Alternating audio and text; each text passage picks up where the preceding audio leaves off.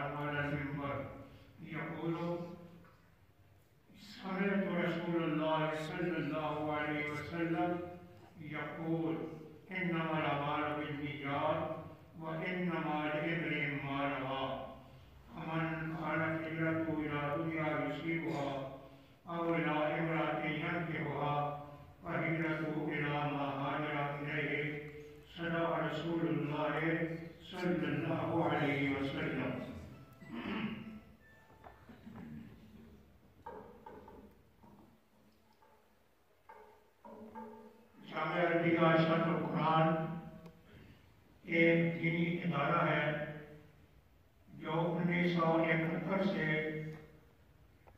حضرہ میں کام کر رہا ہے، اور الحمدللہ اس وقت اس دینی ادارے سے تمام ہمارے ملک میں علماء کرام یہاں سے فارغ ہو کر مختلف مقامات پر اپنا کام سر انجام دے رہے ہیں۔ آج وہ طلباء کرام ایک سال میں جمع ہونے والے حضرات ہیں، وہ تمام اپنے دینی کام جس میں وہ کام کر رہے ہیں، اللہ تعالیٰ انہیں حسن انتظام کے ساتھ کام کرنے کی اللہ توفیق عطا فرمائے۔ دنیا کا کام یا دین کا کام آپ کر رہے ہیں، اس کام میں خلوص اور محنت یہ بہت زیادہ ضروری ہے۔ میں نے تو آپ کے سامنے، کیونکہ آپ اس دینی ادارے سے فارغ ہیں اور آپ کے استاد محترم نے جن سے آپ نے دین کا علم آخری سال یہاں حاصل کیا، وہ اکیلے بھی نہیں ہیں، میں بھی اکیلا نہیں ہوں، میرے ساتھ دوسرے اساتذہ کرام بھی ہیں۔ اللہ نے ان کو بھی ایک مقام دیا ہے۔ یہ نتاسا سے آپ نے چھوٹی کتابیں پڑھی ہیں، وہ بھی آپ کے استاد ہیں، ان کا احترام بھی تمام طلباء کے لیے ضروری ہے۔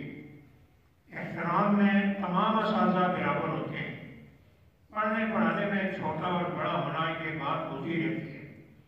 یہاں دینی ادارے میں جس طرح آپ نے سیاستہ مختلف استادوں سے آپ نے پڑھی، یہ تمام اساتذہ کرام آپ کے لیے قابل احترام ہے۔ اس وقت زیادہ گفتگو کرنے کا کیونکہ طلباء نے اپنے بیانات عرض کر دیے ہیں، میں بطور نصیحت کے چند یہ باتیں ضرور عرض کروں گا۔ ایک بات تو یہ ہے، ہم سب کا مادر علمی دارالعلوم دیوبند ہے، اور دارالعلوم دیوبند سے پہلے دہلی علماء نے یہ کام کیا ہے۔ دیکھیں یہ بخاری، امام بخاری 195 میں آئے، 233 ہجری میں آپ نے اپنی کتاب کو مکمل کیا ہے۔ امام بخاری کے درمیان اصول کے درمیان واسطہ وہ قریباً 200 سال کا بنتا ہے۔ اس 200 سال میں امام بخاری کی بھی استاد ہے، امام بخاری استادوں کے بھی استاد ہیں، ان کی بھی آگے استاد ہیں۔ ہم نے جن سے پڑھا وہ ہمارے استاد ہیں، اور ہمارے اساتذہ کرام نے جن آگے پڑھا وہ ان کے استاد ہیں۔ اور یہ سلسلہ حدیث کا حضرت صلی اللہ علیہ وسلم کے پہنچ چکا ہے۔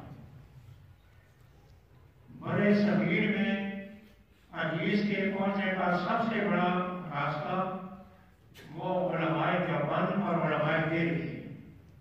اس کے علاوہ آپ ہندوستان کی تاریخ پڑھیں، ہندوستان میں مختلف جگہوں میں بہت سے دارالعلوم کام کیا کرتے ہیں، لیکن اس وقت حدیث کا زیر شہرت نہیں تھی۔ علماء دہلی سے پہلے حضرت مولانا عبدالحق صاحب دہلوی رحمۃ اللہ علیہ، جنہوں نے مشکوٰۃ کی شرح لکھی ہے، یہ صرف مشکوٰۃ پڑھاتے تھے، بخاری نہیں پڑھاتے تھے۔ بخاری تو علماء دہلی لے جائے گئے ہندوستان پاکستان اور بڑے صغیر، یا اپنی علم کی جو تعلیم ہے کہ آپ کتابوں میں پڑھا کریں، مطالعہ آپ کا وسیع ہونا چاہیے۔ افغانستان کا حال یہ ہے کہ وہاں کا بندہ دور حدیث نہیں ہوا کرتا تھا، صرف مشکوٰۃ تک کتابیں پڑھائی جاتی تھی۔ یہ تو ہندوستان کے علماء دہلی، شاہ ولی اللہ مدد دہلوی رحمۃ اللہ علیہ کے والد اور ان کے بعد آنے والے ان کے چاروں صاحبزادے اور ان کے آگے شاگرد علماء دیوبند ہیں، جن علماء دیوبند نے حدیث کا پورا علم اور تفسیر کا پورا علم وہ آپ کو ہندوستان میں دیا ہے۔ یہ دورہ تفسیر پڑھانے والے جو اساتذہ کرام ہیں وہ بھی علماء دیوبند کے شاگرد ہیں۔ میں آپ کو یہ عرض کروں، علماء دیوبند کے نظریات سے آپ انحراف نہ کریں، علماء دیوبند کے نظریات کے مطابق آپ اپنا کام کریں۔ آپ فقہ حنفی سے وابستہ کیوں ہیں؟ کہ آپ نے اساتذہ کرام فقہ حنفی سے وابستہ ہیں۔ امام ابو حنیفہ سے جنہوں نے فقہ پڑھی، امام محمد نے امام حنیفہ کی فقہ کو بھی پڑھا، امام شافعی کو بھی فقہ کو پڑھا، لیکن انہوں نے اختیار فقہ حنفی کو کیا، فقہ شافعی میں نہیں کیا۔ امام محمد کے استاد امام مالک بھی ہیں اور اسی طرح امام حنیفہ بھی ہیں، لیکن انہوں نے امام مالک کی فقہ کو نہیں اختیار کیا، انہوں نے امام حنیفہ کی فقہ کو اختیار کیا، انہوں نے ایک ہی فقہ کو اختیار کیا ہے۔ اس لیے آپ بھی فقہ حنفی کے دائرے میں رہیں۔ آپ اگرچہ دوسرے فقہا بھی قابل احترام ہیں، اور جو کچھ انہوں نے اپنے مقلدین کو دیا ہے وہ ان کے پابند ہیں، ان کو پابندی کرنی چاہیے۔ آپ فقہ شافعی ہو یا فقہ حنبلی ہو یا فقہ مالکی ہو، ان کے شاگرد ان کے مطابق چاہیے، امام مالک کے شاگرد ان کے مطابق چاہیے۔ ہم تمام بڑے صغیر میں سے کرنی کیوں آگے کہ ہمارے اساتذہ کرام جو محدثین تھے وہ تمام فقہ حنفی سے ساتھ وابستہ تھے۔ جس طرح امام محمد فقہ حنفی امام مالک کے شاگرد ہونے کے باوجود اصول اختیار کیا امام حنیفہ رحمۃ اللہ علیہ، یہ بھی آپ کے سامنے بیان کر دوں۔ کچھ ہمارے محدثین کی رائے ہے کہ امام محمد اور امام یوسف دونوں مجتہد مطلق ہیں، اگرچہ آپ نے کتابوں میں تو یہی پڑھا کہ وہ مجتہد مذہب ہے، لیکن ان محققین نے لکھا مجتہد مذہب نہیں ہے، مجتہد مطلق ہے۔ لیکن انہوں نے زیادہ مسائل میں امام بڑے بڑے مسائل میں قرآن خرف امام رفع یدین آمین ان مسائل میں امام الفا کے ساتھ انہوں نے امام فقہ شافعی میں بھی نہیں گئے اور فقہ مالکی کے ساتھ بھی نہیں گئے۔ بہرحال یہ باتیں ضروری ہیں کہ ہم چونکہ تعلق جوان ہمارا بات علمی پہلا ہے جس نے ہندوستان میں کام کیا، ہمارے جتنے استاد قریب قریب ہیں وہ سب کے ساتھ تعلق جوان سے منسلک ہے، اس لیے ان کے نظریے کے مطابق ہمیں کام کرنے کی ضرورت ہے۔ اور آپ حضرات بھی اپنے علماء دیوبند کی تاریخ کو پڑھنے کی کوشش کریں، اور یہ ہے کہ انہوں نے جو محنت کیا علم کے لیے وہ بھی دیکھنے کی بات بہت بڑی انہوں نے محنت کی اس بات پر علماء دیوبند نے اور علماء دیوبند نے۔ دوسری بات یہ ہے کہ جہاں بھی آپ کام کریں اخلاق کے دائرے میں رہ کر اپنی زبان شائستہ ہونی چاہیے۔ کسی مخالف ہمارا مذہبی مخالف غیر مسلم ہے یا ہمارا فقہی مخالف ہے، ہمیں زبان شائستہ رکھنی چاہیے۔ رفع یدین کے مسئلے کے ریفرنڈم کے مسئلے ہمارے علماء میں مختلف ہے، لیکن آئمہ کا اختلاف ہے۔ ہم کسی کو گمراہ نہیں کہہ سکتے، نہ کسی کو بدعتی کہہ سکتے، اس لیے کہ یہ چیزیں ہمارے زبان ہی دیتی ہیں۔ اجتہاد کا یہ کام ہے، تو انفرادی نظریے چلتے ہیں وہ کامیاب نہیں ہوتے، یہ بات یاد رکھیں۔ انفرادی نظریے جو ہوتے ہیں وہ جمہور کے مقابلے میں ناکام ہوتے ہیں۔ آپ نے وہ مسئلہ کا اختیار کرنا ہے جو جمہور کے مطابق ہو، انفرادی رائے اس پر عمل نہیں کرنا۔ حافظ بن تیمیہ سے بڑھ کر حضرت شاہ صاحب کہتے ہیں حافظ بن تیمیہ بہت بڑے عالم تھے، لیکن ان کی انفرادی رائے کو پچھلے علماء نے قبول نہیں کیا۔ اس لیے یہ ضروری ہے کہ ہم جو کام بھی کریں جمہور علماء کے مطابق، علماء دیوبند جو ہے ان کے نظریے کے مطابق ہم اپنا کام کریں گے تو انشاءاللہ آپ جہاں بھی ہیں، دیہات میں ہیں، شہر میں ہیں، باہر ہیں، آپ اپنے آپ کو اس طریقہ کار کے مطابق کام کریں گے، انشاءاللہ بہت بڑی کامیابی۔ اخلاقیات کے عمل میں بہت زیادہ ضروری ہے۔ اخلاقیات میں بڑی باتیں ہوتی ہیں، باطنیں کا جو اخلاقی کی ہوتی ہیں وہ ناکام ہو جاتی ہیں۔ اس لیے آپ کسی دوسرے آدمی سے کوئی بات نہیں کریں، اخلاق کے دائرے سے باہر نہیں کریں۔ اللہ تعالیٰ آپ کو ہر جگہ دین کا کام کرنے کے لیے توفیق عطا فرمائے، اور اپنے دینی ادارے سے جہاں آپ نے اکتساب علم کیا ہے اس کے ساتھ تعلق رکھیں، اساتذہ اکرام کے ساتھ تعلق رکھیں، محبت رکھنا بہتر ہے، تعلق رکھنا بہتر ہے، تاکہ انسان ہر قسم کی جو تکلیفیں آتی ہیں ان سے انسان بچا رہتا ہے۔ اللہ تعالیٰ مجھے بھی اور آپ کو بھی، ہم سب برابر ہیں، تھوڑی عمر کا فرق ہونا کوئی بات نہیں ہے۔ آپ ایک دین کا علم سیکھنے کے بعد آپ بھی ایک عالم ہیں، قابل احترام ہیں۔ اللہ تبارک و تعالیٰ اگر مسائل کا تعریف آ جائے تو صبر سے برداشت کریں، کہ مسائل ہوتے ہیں۔ سب سے پہلا مسائل انبیاء کرام پر ہے، لیکن انبیاء کرام کی بات کو چھوڑیں، دنیا میں بھی جو کام دنیا کا کرتے ہیں ان میں بھی مسائل ہوتے ہیں، دنیا کے کام کرنے والوں پر بھی مسائل ہوتے ہیں، وہ بھی مسائل میں صبر کرتے ہیں۔ دین کے کام میں اگر کوئی مشکلات آ جائے اس میں بھی صبر کرنا آگے کے لیے بہت زیادہ ہے۔ روزگار کا مسئلہ بھی ہوتا ہے، کئی اور چیزیں ہوتی ہیں، ان کو برداشت کرنا، ان اللہ اللہ صبر کرنے والوں کے ساتھ ہوتا ہے۔ قرآن کی اور سنت کی بنیادی تعلیم اپنے اندر لانے کی کوشش کریں گے تو انشاءاللہ سب ٹھیک۔ میں نے یہ حدیث پڑھی ہے، ان پر بھائی میں ہمارا بن دیا، تمام اعمال ہمارے جوارے ہوں یا ہمارے قلبی، ہمارے قلبی ہوں یا ہمارے قلبی ہے، اور ہمارے جوارے ہوں یا ہمارے جوارے ہوں، نماز روزہ سب کے ساتھ ان کی وضاحت انسان کی نیت ہوگی، جیسی نیت ہوگی اسی پر نتیجہ ہوگا۔ اللہ تعالیٰ سب کو اچھے کام کرنے کی توفیق عطا فرمائے۔ اب تمام حضرات دعا کریں۔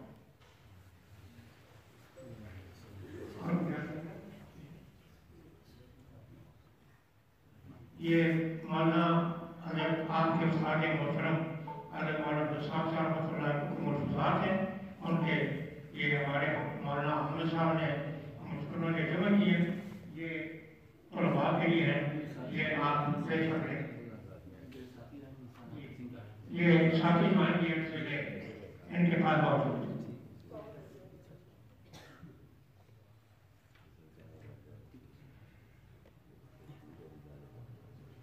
جی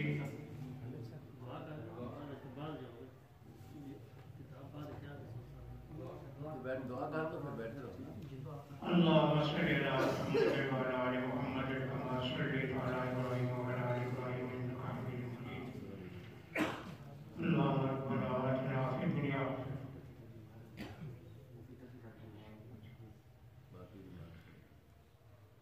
ربنا آتنا في الدنيا حسنة وفي الآخرة حسنة وقنا عذاب النار اللهم إنا نسألك علما نافعا ورزقا طيبا وعملا متقبلا۔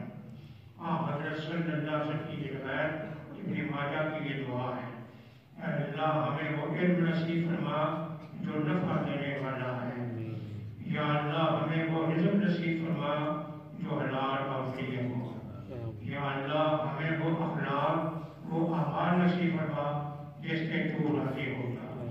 یہ جامع دعا ہے، اللہ تعالیٰ ہم سب کو اس پر عمل کرنے کی توفیق عطا فرمائے۔ اللہ تعالیٰ جو حضرات اس وقت علماء دین ہیں، جو طلباء فارغ ہو چکے ہیں، فارغ ہونے والے ہیں، سب کو دین کرنے کی، دین کی خدمت کے اللہ توفیق عطا فرمائے، ان کی تمام مشکلات کو حل کرنے کے اللہ میں توفیق عطا فرمائے، اللہ میں اس اسباب عطا فرمائے۔ یہ دینی ادارے میں یہ کام کر رہے ہیں، اللہ تعالیٰ نے ترقی عطا فرمائے، اللہ تعالیٰ ہم سب کو وہ کام کرنے کی توفیق عطا فرمائے جس سے تعالیٰ ہے۔ کچھ ذرا بیمار ہیں کہ مولانا کے عثمانی صاحب بیمار ہیں، اللہ تعالیٰ کو شفا کاملہ آجل نصیب فرمائے۔ کچھ اور علماء بھی بیمار ہیں، ان سب کے بھی دعا کریں، اللہ تبارک و تعالیٰ سب کو اللہم اشف مرضانا و مرضی المسلمین، اللہم اشف انت الشافی لا شفاء الا شفاءک، اللہ سب کو شفا دے۔ اور جو مدرسین حضرات حدیث پڑھانے والے ہیں، چھوٹے سبق پڑھانے والے ہیں، بڑے پڑھانے والے ہیں، جو بیمار ہیں اللہ کو بھی شفا دے، انہیں محنت کرنے کے اللہ توفیق عطا فرمائے۔ ہم سب کو مل کر ایک ٹیم کی حیثیت سے کام کرنے کے اللہ میں توفیق عطا فرمائے۔ ہمیں اختلاف ہے وہ بھی بیمار ہے، حافظ محمد بشیر صاحب ان کی ایک صاحبزادی فوت ہو گئی نوجوان کی، ان کے بھی مغفرت فرما دیں، اللہ تبارک و تعالیٰ ان کی مغفرت فرمائے اور ان کے پیچھے رہنے والے کو صبر عطیت عطا فرمائے۔ جو ہمارے فاضل یا تمام علماء دین غیر مسلم ممالک میں کام کر رہے ہیں، اللہ تبارک و تعالیٰ انہیں مختلف بیماریوں سے محفوظ رکھے، انہیں دین کا کام کرنے کی توفیق عطا فرمائے، ان کی تکالیف کو دور فرمائے اور انہیں ہمت کے ساتھ ان کام دنوں میں اللہ تعالیٰ دین کا کام کرنے کی توفیق عطا فرمائے، اور اللہ ہم سب کو مل کر دین اسلام کی فضل کرنے کی اللہ ہمیں توفیق عطا فرمائے۔ قرآن سنت کی بنیاد پر ہم سب کو چلنے کی توفیق عطا فرمائے۔ پوری امت کے لیے بھی دعا کریں، اللہ پوری امت کو قرآن سنت سمجھنے کی اور پر چلنے کی توفیق عطا فرمائے۔ جو ہمارے مسلمان ملکوں کے سربراہان غلط راستے پر جا رہے ہیں، اللہ انہیں سیدھے راستے کی توفیق عطا فرمائے، تاکہ وہ اسلام کے مٹانے کا سبب نہ بنے بلکہ اسلام کے زندہ رہنے کا سبب بنے۔ صلی اللہ تعالیٰ